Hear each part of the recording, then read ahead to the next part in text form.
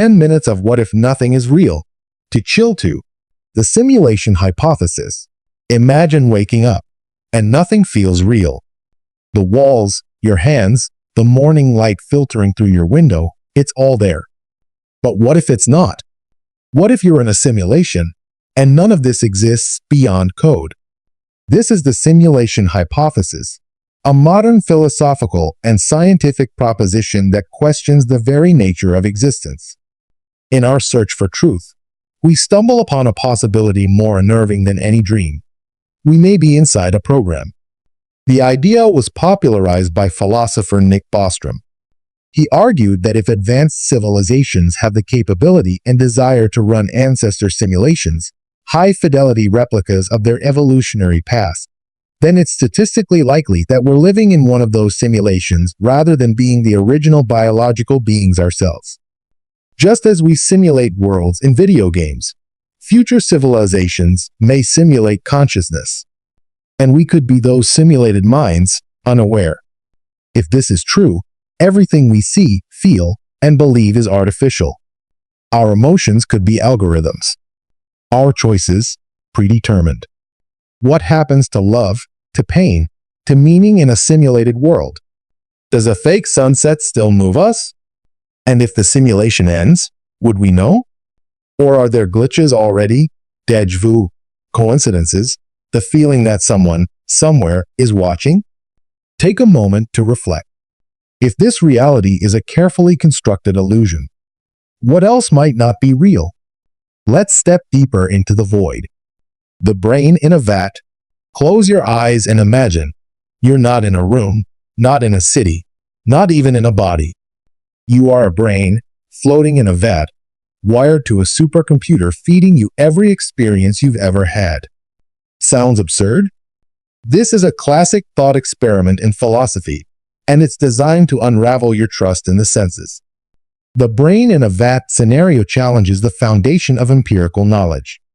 Originating from Descartes' skepticism, this version posits that our minds could be tricked into experiencing a false world, just as a computer might simulate a reality for a detached mind. There's no definitive way to prove we aren't in such a situation, and thus, our knowledge of the external world becomes uncertain. If our sensory inputs are fabricated, how can we trust anything at all? Your memories, your relationships, your beliefs about the universe could all be digital illusions. There is no smell of coffee, no weight of a book, no warmth of the sun, just signals interpreted as such. Reality becomes a house of mirrors, and each reflection asks, do you even exist the way you think you do? Let's continue our descent. Next, we'll consider a paradox where reality may shift each time you look away. Quantum observer effect. What if the moon doesn't exist when you're not looking at it? Sounds silly, but welcome to the world of quantum physics. At the smallest scales, the act of observation doesn't just record reality, it changes it. This is the quantum observer effect. In quantum mechanics, particles exist in a superposition, multiple states at once, until they are observed. Take the famous double-slit experiment. Photons behave like waves when unmeasured, but as particles when observed. Simply measuring them collapses their probabilistic nature into a concrete outcome. Observation brings potential into reality.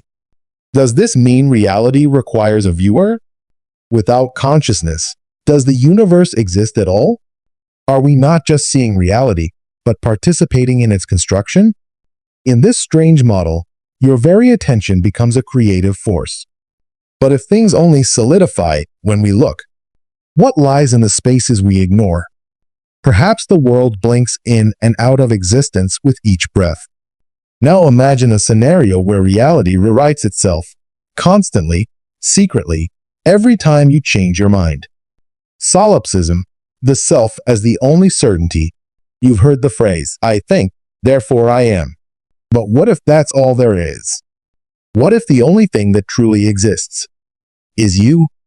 Not just your thoughts, but the entire universe you perceive? Welcome to Solipsism, the unsettling idea that your mind is the only thing that can be known to exist. Solipsism argues that because all experience is mediated by consciousness, there's no way to prove that anything outside your mind exists. Other people, the past, even the stars in the sky, are they real? Or just figments of your inner world? You could be dreaming this life, asleep somewhere, or you could be the only consciousness in an empty cosmos. If this is true, it's not just lonely, it's liberating. No judgment, no observers, no expectations, just your mind creating meaning. But it's also disorienting. If no one else is real, are your memories just narratives you've invented?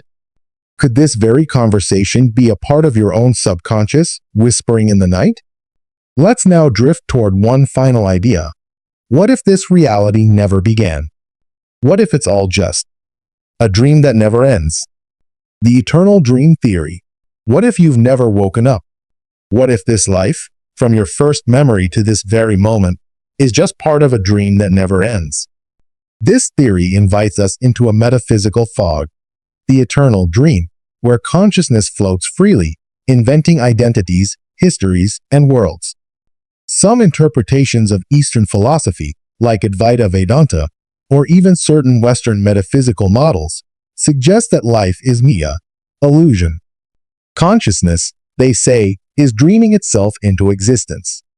Each life is a mask worn by the formless self, and reality is a stage of infinite dreams, none more real than the last. This suggests there is no beginning, no end, only a dreaming mind cycling through stories. If you're dreaming now, can you ever know you're asleep? Could death be merely a transition to the next dream? The world feels consistent, but so do dreams, until you wake up. In this view, awakening isn't physical, it's spiritual. And perhaps that moment has yet to come. So, what if nothing is real? Not as despair, but as a gentle mystery. As you drift into sleep tonight, let your thoughts dissolve. In a dream, within a dream, within a dream.